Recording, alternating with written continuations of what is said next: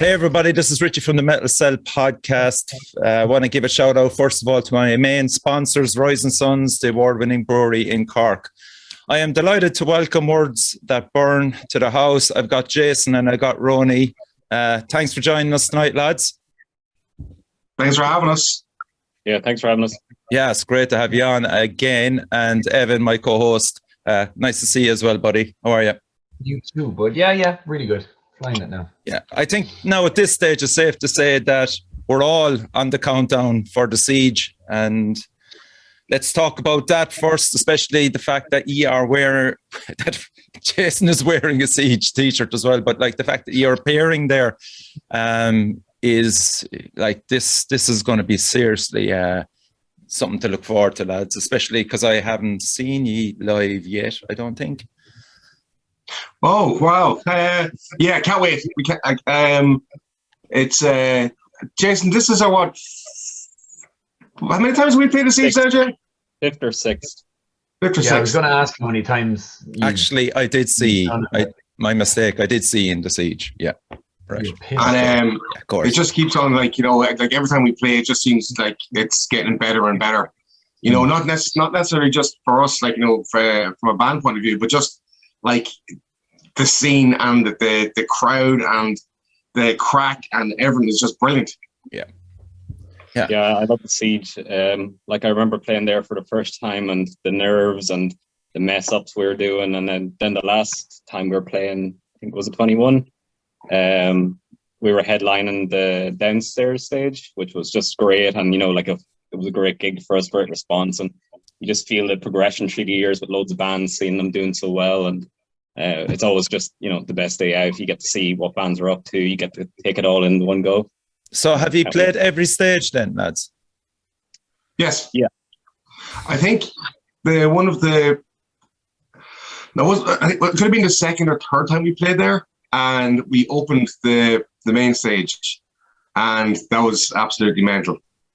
Because I think we might have played upstairs before that, like kind of like during the day kind of thing. Okay. And then the playing on the main stage was just phenomenal. Was really, really cool.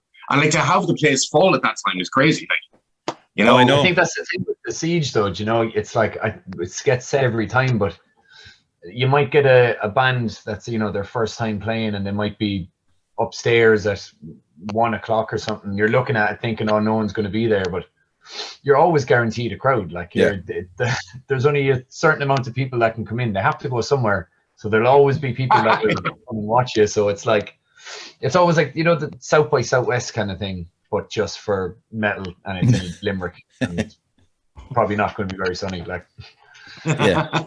Evan, the last time you the lads on was in Fred Zeppelin's. That was last year, was it? I think it wasn't too far off a year ago, was it? Like, was it the summer or was it? I'm guessing the summer, I think, because I was away when they were playing. Yeah, it was around about the summer. Yeah, so coming up somewhat on a year now, like, yeah. And that's when you released. Was that either Den of Lions or You're on Your Own? It was Fire at Will. Came out, yeah. Oh no, yeah, Fire at Will. Sorry, Fire at Will. Fire at Will just came out. Yeah. That's right. How has it been having with the album coming out now, and we're thinking like almost a year ago when we're starting to hear the first singles? I'd say at this stage you're just fucking sick of it, eh? You just want it out. Like. Yeah, we've already started writing the next one. Yeah. No, it's great to finally kind of firstly have it out, because like over COVID and stuff, you couldn't play gigs, so our kind of game plan was to kind of like get as many kind of singles out as we possibly could, without basically releasing the whole album kind of thing. That's right. Yeah. So we knew way ahead of time we were going to be releasing it now, a year ago. So we just wanted to kind of build a little bit of momentum with the singles.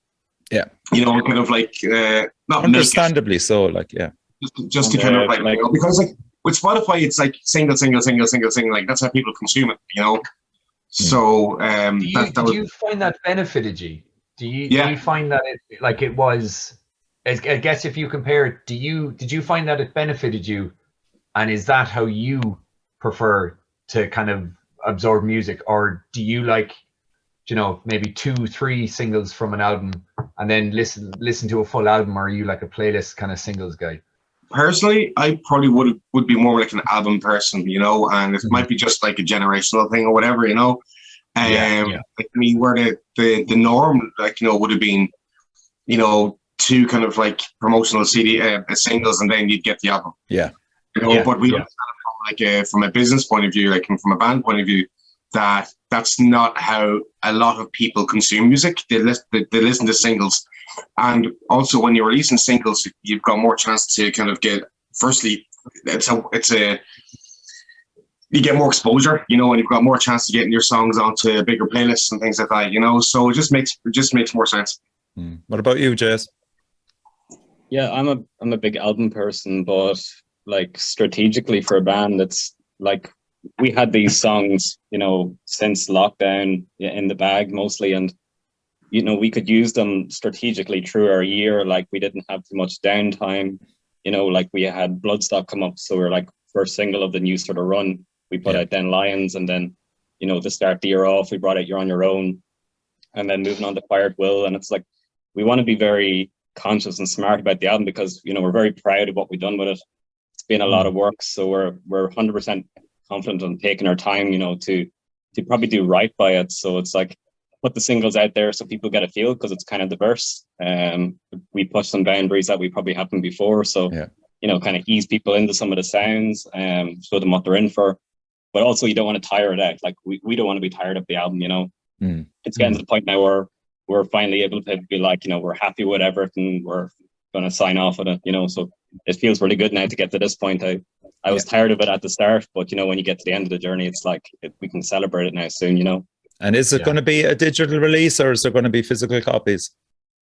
Both. It's going to be like on all the usual kind of digital platforms, and we've a bunch of CDs coming soon in the next day or two. So so we're gonna have both. And like we have the CDs in pre-order, and people are starting to buy them as well, which means that there's still, like, you know, people out there want to have something to hold and, you know, kind of like look at the artwork and all that kind of stuff. Okay, and G, you're distributing that, is it through Blood Blast Distribution and Believe Digital? Who are those? That's right. How'd you come across them? They're great. David, who would be our contact there, has been very helpful through the whole process. Like, you know, he gave us an awful lot of advice on, you know, kind of how to even market yourself a little bit better. You know, coming up to any releases. So they've been great, I have to say, really. Yeah, definitely. Like coming from, you know, a band point of view, being musicians, it's a lot of times you want to focus on the music stuff, but it's obviously so important. You have to build everything around it properly, and having the right people to do that, you know, and give you advice and kind of steer you in your directions. You know, it's been great for us. Yeah. So what is it exactly that they would? Are they doing your PR as well, or that's Oren does your PR, but they are, because with the distribution, I think sometimes people can be confused as to what it actually does. Like, you know, is it a thing that there's extra advice that comes with it, or is it like an extra management thing, or is it literally just putting up, you know, onto streaming services, which you can do yourself? Like, because I've seen arguments of it really depends on which one you're going for. I know does Nuclear Blast have Blood Blast, and then it's Earache have their distribution. I don't know I can't remember the name they go under. I think Sumerian are starting to jump onto that kind of thing as well. Yeah, it's mostly just distribution that we're working with on, but there was a lot of kind of like background kind of stuff going on as well in terms of, you know, how to kind of like how to pitch songs to playlists, and what's the best way to you know, kind of how to use the back end of the Believe system, like, you know, to its full potential. And like, you know, as I said, he gave us some kind of advice in terms of, you know, how to market and so on and so forth, like, which is a little bit out of what his not contract was supposed to be, but like, you know, it was just like from the Zoom calls and so on that we were having with him. you know, he just genuinely kind of like wanted to give you this information because he's that kind of a guy. Yeah. You know, so that's kind of what we brought them on to do. And are they UK based? They're based in Germany. Oh, okay. Right. So they are affiliated with Nuclear Blast. So they would be Nuclear Blast's distribution. Okay. Yeah. And like obviously in this day and age, you want to be making friends with as many people in the industry. So it's, you know, for any band that's out there, it's worth trying some of these things to see, you know, how it goes. Like, you know, we've tried many things over the years. We've been on a label and we've been independent, and, you know, it's interesting to see the different scopes that different people bring, even if it's just a friendly conversation, you know, like you can learn so much that you can bring into what we could do as a band, you know. That's how it always is for us, you know, just talking to like-minded people who have a passion for music, you know, and you're always going to learn something from these people. Yeah, definitely. And the fact that Angle left G, where does that put G in relation to, are you still going to be a 4-piece, or did he contribute to the album, or maybe just talk about that whole thing? I know he's a talented dude and got so much shit going on otherwise than the band. You know, it seems to be more of a time issue than any personal thing for sure, which is always refreshing to see, because unfortunately, so, like, you know, Facebook drama, like like there's no drama around it. Like Mail was, you know, just chatting to him there at the moment, you know, we're good buds and stuff, but, you know, it's just one of those things. It's hard to be it's hard to do what we need to do, you know, and it's like he's such a busy talented dude doing what he does. Like, I'm surprised how he keeps up with that and keeps himself above water, you know. So, but, you know, like it's just one of those things, you know. It doesn't work out for everybody, but thankfully there's no grief behind it, you know. Still great strong friendships and stuff. And did he bring songwriting talents to the band? So we had the album beforehand. Okay. Right. Okay. Cool. And what about on the live side of things? I mean, the addition of Angle definitely gave you another dimension playing live. So, are you looking at that with gigs maybe in the future, or are you going to stay as a 4-piece? Well, we're so used to playing as a 4-piece. We've been doing this for God, I don't know how long as a 4-piece. So, it was awesome to have, as you said, like, I mean, that extra guitar, that extra kind of live guitarist there, like, you know, for just like, you know, that really beefs out the sound, like, you know, because he's a phenomenal guitar player, like, he really is. But we're so used to kind of playing as a 4-piece, we don't feel like, you know, we've kind of gone back too far. Okay. You know, like, you know, we always kind of like, you know, whether it's, you know, kind of beefing up the guitar sound or the bass sound, or kind of putting extra kind of like backing tracks into the songs to kind of make up for the extra guitar not being there, which is what we've done since the first album, you know. So like, you know, it took a little bit of getting used to after a while, but like, we've been practicing for the album release and so on, so we're kind of back into the 4-piece kind of mode. Okay Cool.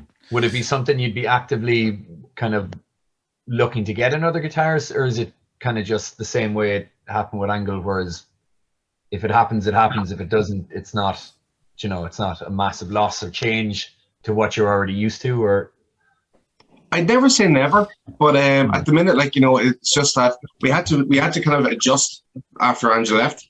So, like, I mean, you know, if somebody comes along and they're the right fit, why not? You know, but like, we're not actively seeking for somebody at the minute anyway. Yeah, and like with Angel, like, you know, it was like-minded people, you know, it didn't matter if he was a great guitar player, which he is, you know, it's like he had a friendship there as well. And we give it a shot, and we got a lot of great things out of it and learned a lot out of it. Like, especially himself, he's so good in the, you know, the media world, and trying to, you know, dive into that world ourselves to try and have some sort of like presence and control on what we're kind of doing and showing, as well as trying to back it up with gigs. You know, we're trying to figure out what the puzzle pieces needed, and, you know, at the time that's what worked perfectly for us. But we're very confident in what we do as a 4-piece. We, like Ron said, we've been doing it for a long time, so we've developed our sound that way to be as big as possible, even if it was just us, you know, down to our minimum amount. So it'd be different if it was 9, as you were saying, nearly 10 years of a 5-piece. And then going the opposite way. the first time, but yeah. Yeah, that'd be a bloody nightmare. Yeah. But I mean, Bellatrix was in the reckoning there for a while. The dog, wasn't she? Yeah, absolutely. Yeah, we'd Steve down to do a photo shoot with us there recently, and the dog just wanted in. Like she just stole the show. You know, that's brilliant. She's a diva. You know. Okay, so let's talk about the album Cutthroat Culture. Myself and Evan got it. I'm absolutely blown away by it. Leaked it. Yeah, leaked it. Evan, come on, man. we're all above board here in the Metal Cell. We're all above board. But disclaimer. Disclaimer, yes. The man who's nearly doxed me like 50 times for announcements. Like, oh, it's gone to 50 now. Oh, yeah, right. Jesus Christ. I'm afraid to tell you anything. Like, it's a good job you've moved house. That's all I'll say. Because I'm going to track you down, man. I'm going to track you down. But getting back to the album, lads, it's absolutely fantastic. I mean, Jesus Christ, the level of progression and the sound of it, it sounds immense. The production, everything on it is fantastic. It's really one to be proud of. Like March the 16th is out, so by the time this podcast is released, it'll be out 2 weeks.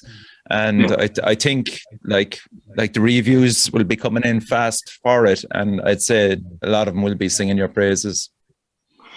That would be awesome. Like, you know, obviously you don't kind of do it for reviews, but it always helps, you know. Yeah. Yeah, like the Josh Schroeder, the producer, kind of like we had the songs as kind of structured and as kind of like produced as we knew how to do, because we kind of did everything in house in Shane's studio in his home. And when we got them back from Josh, like they were just on another level, you know. Yeah. It was definitely well worth the investment, like, you know. And again, like, I mean, he was the back and forth that we had with him, like, you know, he was, you know, kind of talking to us about, like, you know, from a songwriting point of view and from a structure point of view and from a production point of view. So it wasn't just like, you know, hey, can you produce my songs?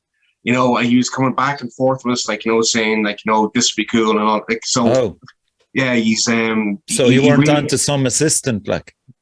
He got his teeth into it, like, you know, and he kind of just, like, I think he was working on it for 4 or 5 weeks, I think. So it wasn't like a quick changeover. He really got into the songs, which was awesome. Amazing to work with him, because obviously, like, he's worked with some of my favorite bands like King 810 and stuff, and like, you know, I sit and listen to those bands just for how nice production and the thought that goes into the song, and how he emphasizes, like, you know, the music he's worked on and stuff. And it's like, it was such an amazing experience to get to work with him, because, you know, like, I have to give credit to Shane. Shane really, like, went above and beyond in his own home studio to really craft this album. Like, he was holding my hand the whole way through it. Like, you know, the guy really had, like, a great vision, and then to get it to top it off with Josh was just like, it was a real perfect ending.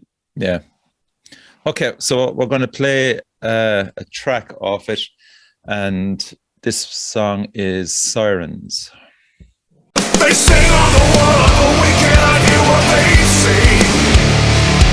Campsites on the rocks and our screams are drowned out by the waves. We'll take a little stand now. Cannot shoot our way out. Something is telling me we're not supposed to be safe. We're going down, down, down. This ain't no fair. There was no warning shots. What are you kidding me? That pretty much all fucking gun. You're telling me the surprise how we got here.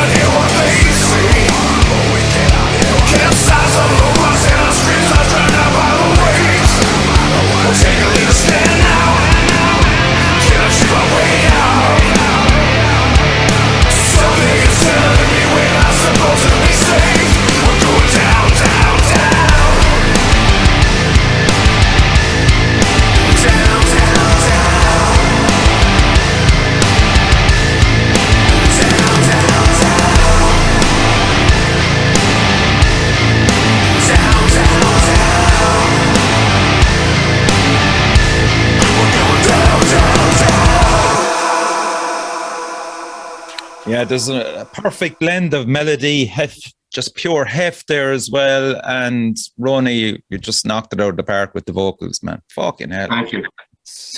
Some performance right throughout it. I mean, it is amazing. Like, and for Josh there to be in the background, I suppose maybe directing to certain points that allowed you maybe to expand your creativity that you may not necessarily have discovered yourself. Would that be fair enough?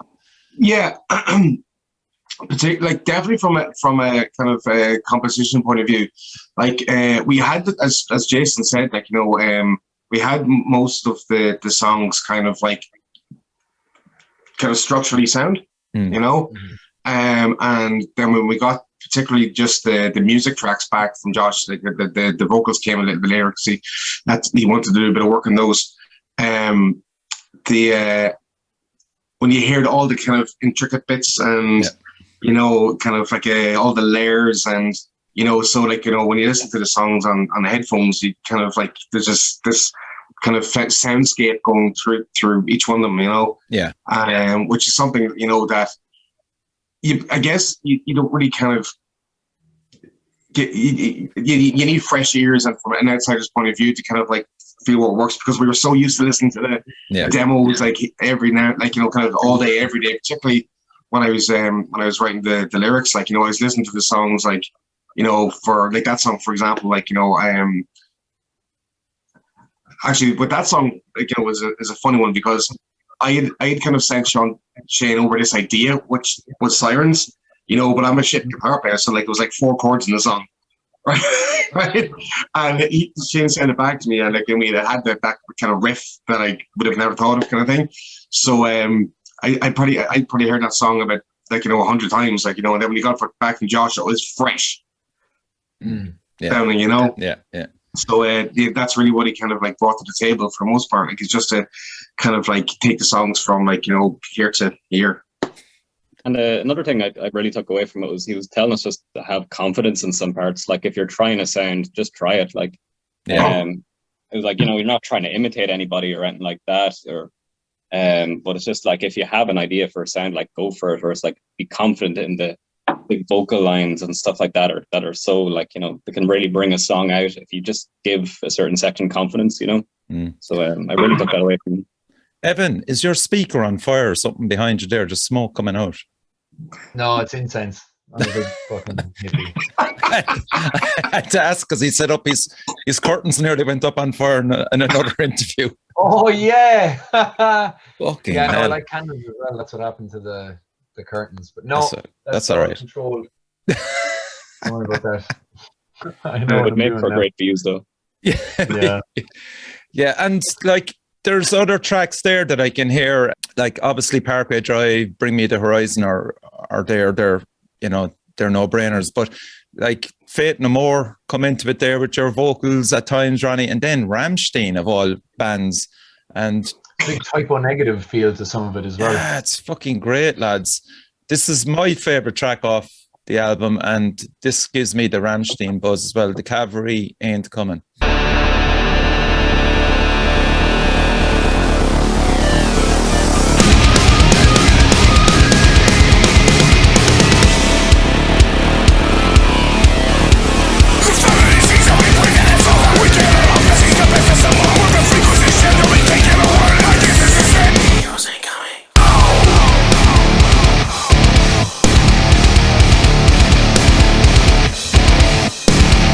Okay.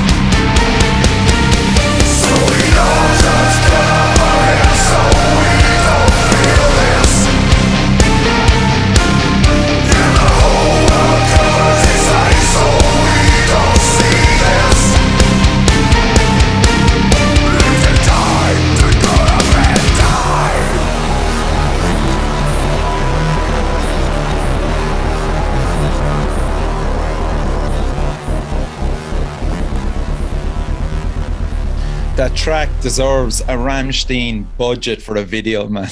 I wish. Yeah, that's just fucking fantastic. Like, it really is. Sorry, here's the thing, though. When we were writing it, we were kind of going for like a real kind of Parkway kind of feel about it. And then when I get a Parkway vibe out of it. And then when we got it back, it was like, this definitely has more of a kind of Viking something or Rammstein or something in the chorus, like with the horns and all that kind of stuff going on. Like, it's I that's going to have a really, really good live feel about it. I think. I hope so, man. I hope so. Like, I mean, Words That Burn, 2023 compared to, was it 10 years ago you started out? In and around, yeah. Like, the difference is incredible. Like, and it just goes to show. It just goes to show the hard work and dedication gets you to this point, and an album like this. I think it's kind of like the same with any band who perseveres. You know, like, I mean, you're going to get better at what you do.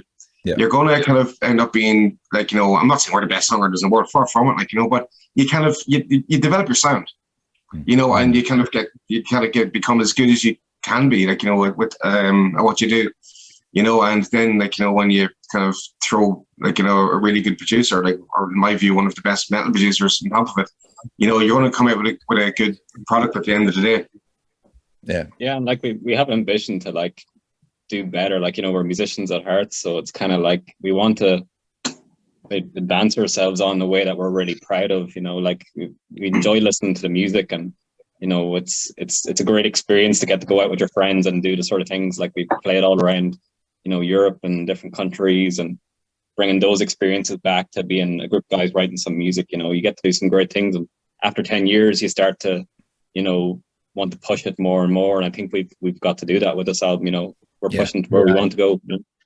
There's kind of like throughout the album there's quite like a modern take on things, like with there's a lot more synth works and like kind of, you know, like the synthier verses and then a bigger chorus kind of thing that I think, and I mean this in the best way for you, like I think there'll be a lot of like a younger crowd that will flock to something like this, you know what I mean, like because there's so much stuff in it that is kind of, I don't know, it's just a lot more of like where certain, you know, you'd see the higher up bands, like again, Parkway, they used to be like just kind of breakdowns and whatever, whereas now it's, you know, into this modern kind of production and newer sound and the level. Same with Architects, or another band that have gone from that kind of really heavy kind of sound and then gradually went to this more, you know, rounded expansion, you know, is the word. Expansion, yeah.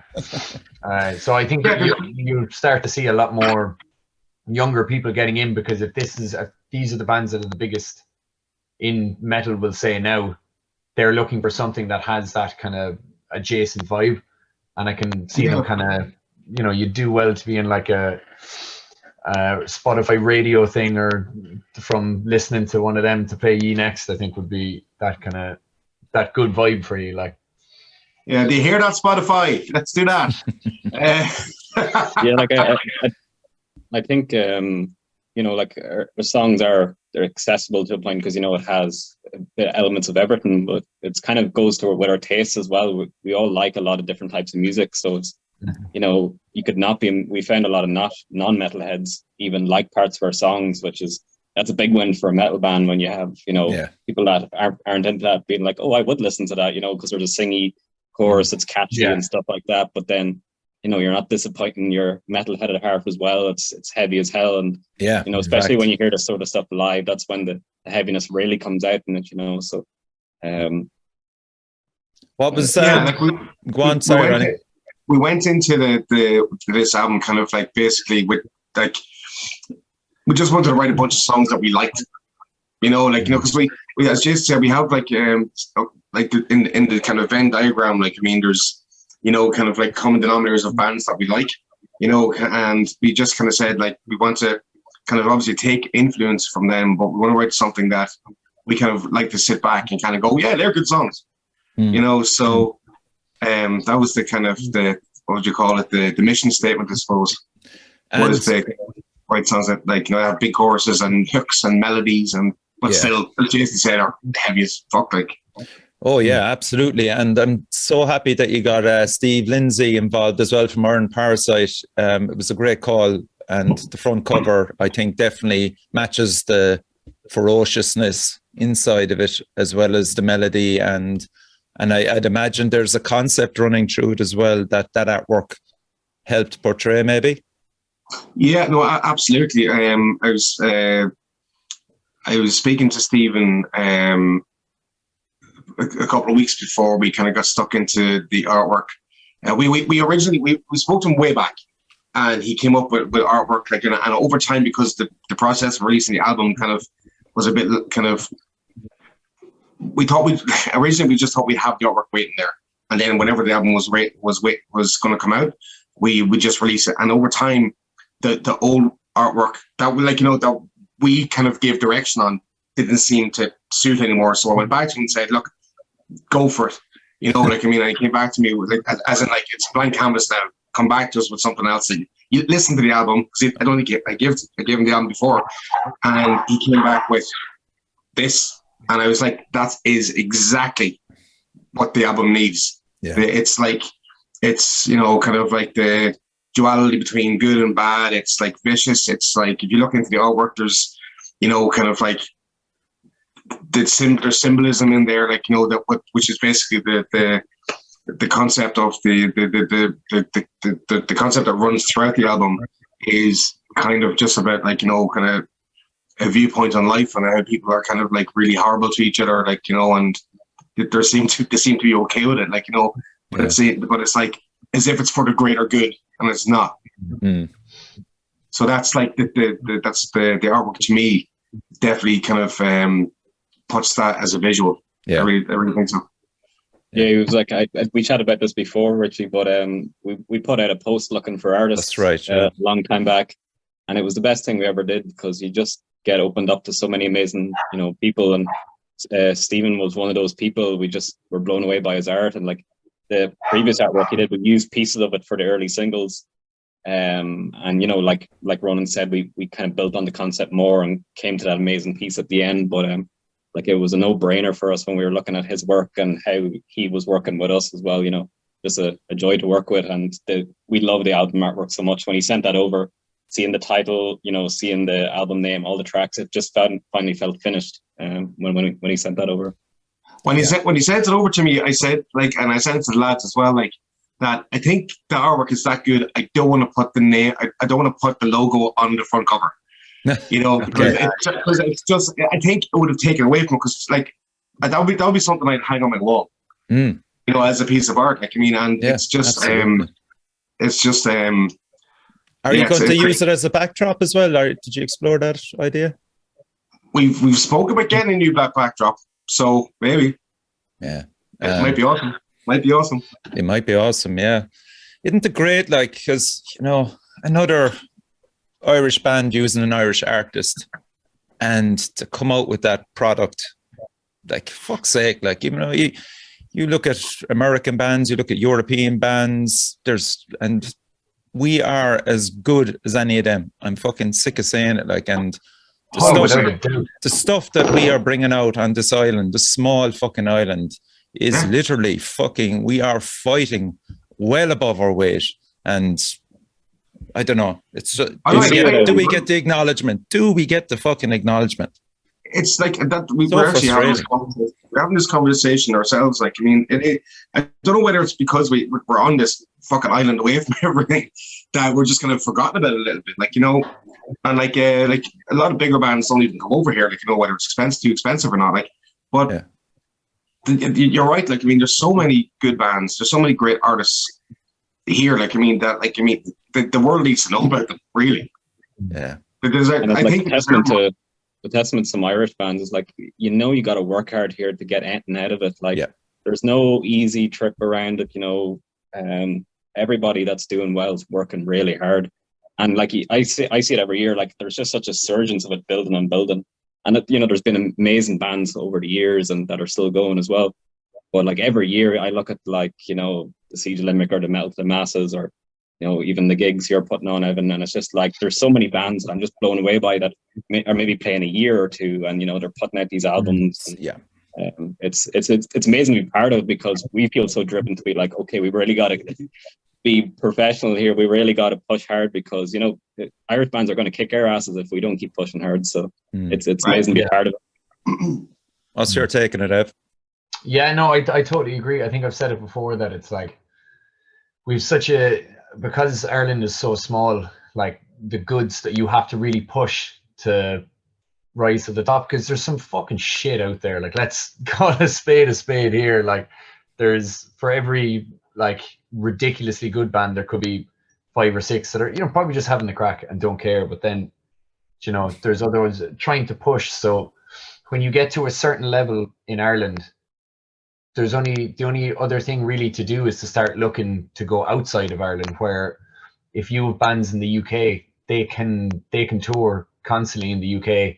They can have a full career and stay in the UK, whereas in Ireland it's just not with this kind of music. It's just not feasible.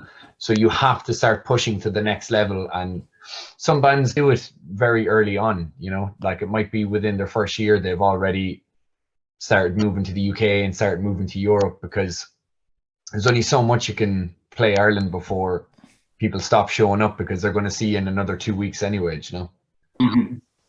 So you really have to, when you get to a certain point, it's like, you know, it's like if you look at the top of a mountain kind of thing and you can see that there's so much more, it really pushes you to be, you know, an even better band, and to But even just earlier. Yeah, but even just the producers that we have as well, like Aidan Cunningham, you know, Shawnee Cads, like there's something there for every band. I mean, Grey Stag now are going to be releasing their album in the next few days as well, and it's fucking outstanding. Like, I mean, it's like JSR. We recorded with JSR for Pyres as well, and you know that we couldn't have done that without him. You know, and he's done a lot for the scene. You know, that it's great to see there's a quality in everything. You know, there's videographers, there's, you know, like yourselves as well. You know, there's so many people trying to fight for the scene here, and I think we'll eventually get our way. There's too much talent not to, you know.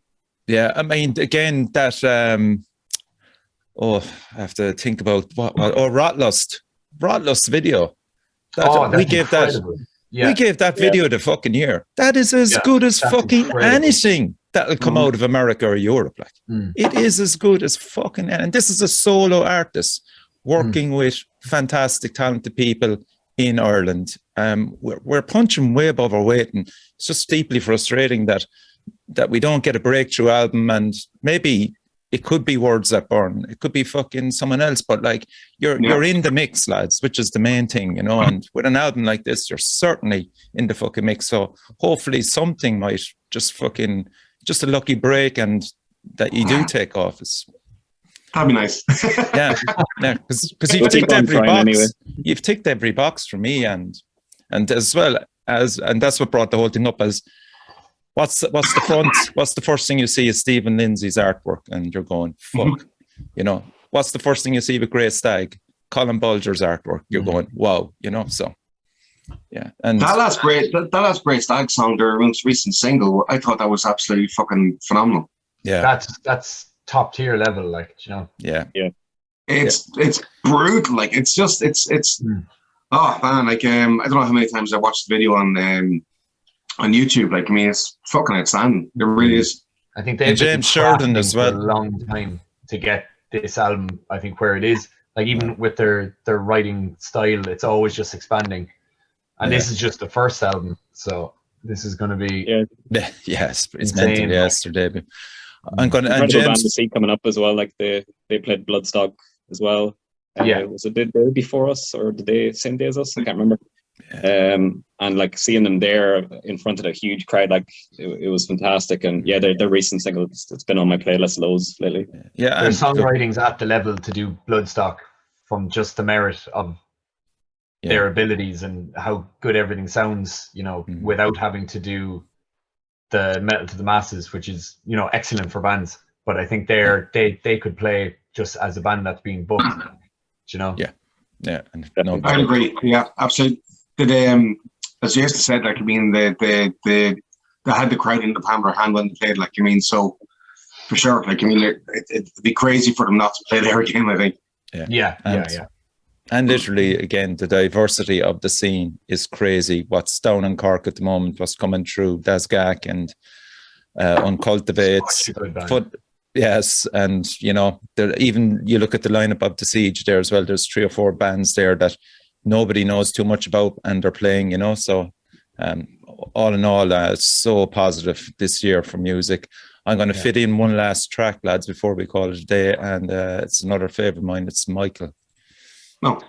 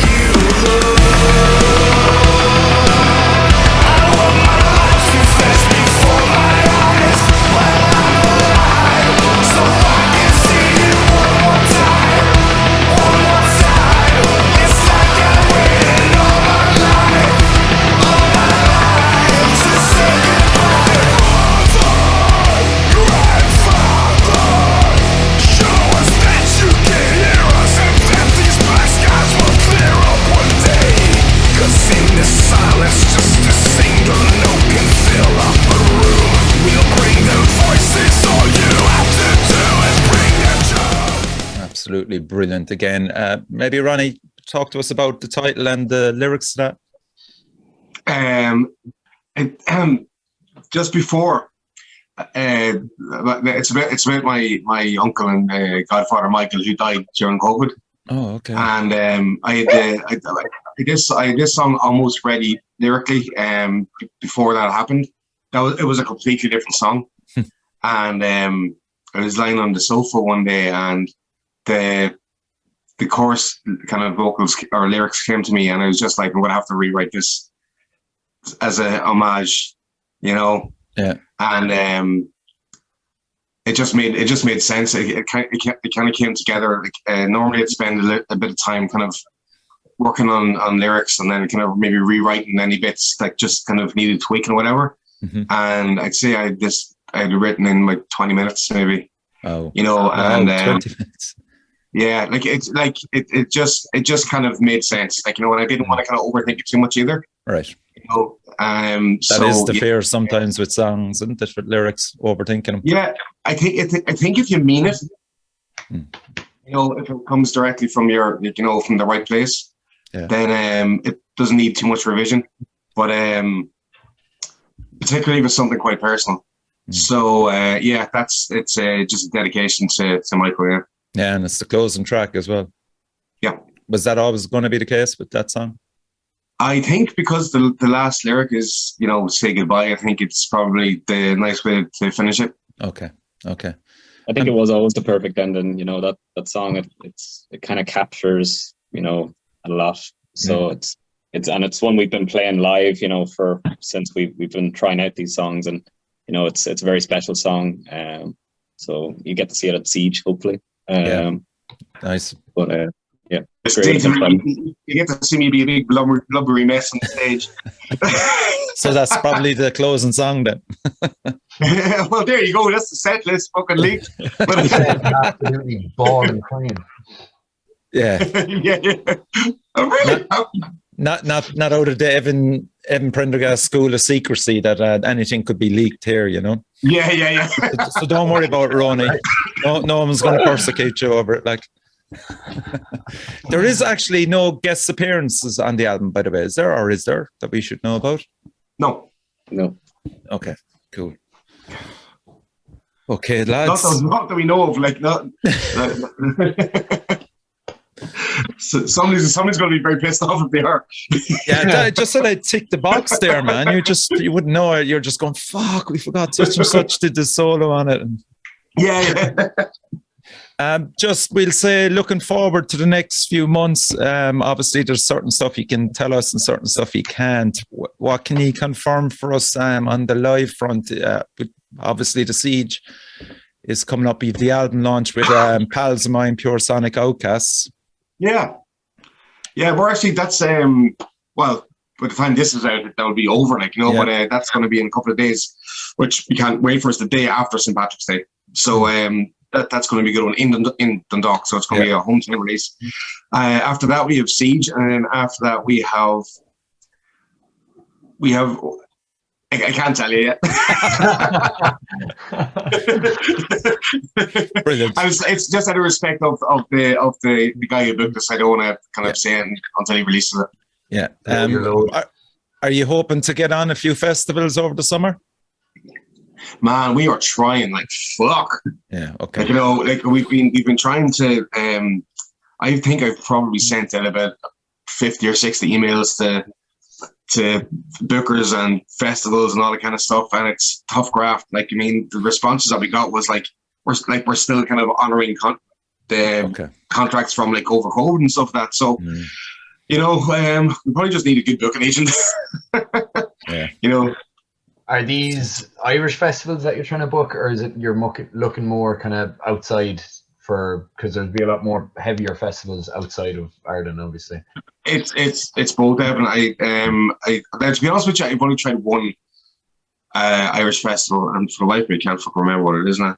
But I just seen there was a couple of other kind of heavier bands on it. I was like, I'll give that a go. But sure, the bloody thing was announced at that stage. Yeah. So. But we've had great success abroad. We've played quite a number of really good festivals, like Eggs Festival, and what was the one in Romania? There was Revolution, and then there was Bristol Festival and stuff like that.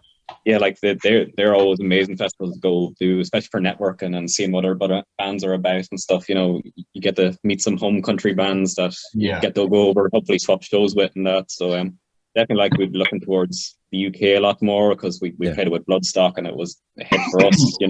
We got so much out of that show. We'd love to adventure more around the UK, but like Ronan said, it's still kind of a hard graft in the music scene to get those bigger shows, but we'll keep on trying. We had a good year last year. We got to play with As I Lay Dying and stuff, so hopefully another big one to seal out the year. Yeah, I actually was on the airplane with them the next day, Jason.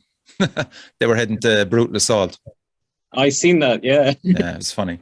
Oh, that was the day afterwards. Yeah, that's right. Yeah. We're hungover as fuck, so they had a good night anyway. But, sure, why wouldn't you play a gig in Ireland? You're going to have a few Guinness, aren't you? Yeah. Okay, lads. So we will all meet up at the Siege. That's for a fact. And I must say again, congratulations on Cutthroat Culture. It is a shining light in the midst of the Irish heavy metal scene, and me go onwards with it, and hopefully, as I said earlier, get the breaks that this album needs to get, and get to a bigger and wider audience. And that's from the bottom of my heart, lads. And thank you. You should be proud of that one. It's a really great release. Thank you very much. Thank you. It's amazing to finally hear people listening to the album. We've been sitting on it forever. And it's kept it tight to our inner circle, and to hear your opinions and stuff, and to interviews and stuff. We're so grateful to finally be getting it out there and getting the feedback. Yeah, bring the heft to Siege. Words that burn. Thanks again to Roni and Jason for coming on, and thanks to Evan as well as my co-host. Cheers, lads. Thank you. And as always, support your local metal scene.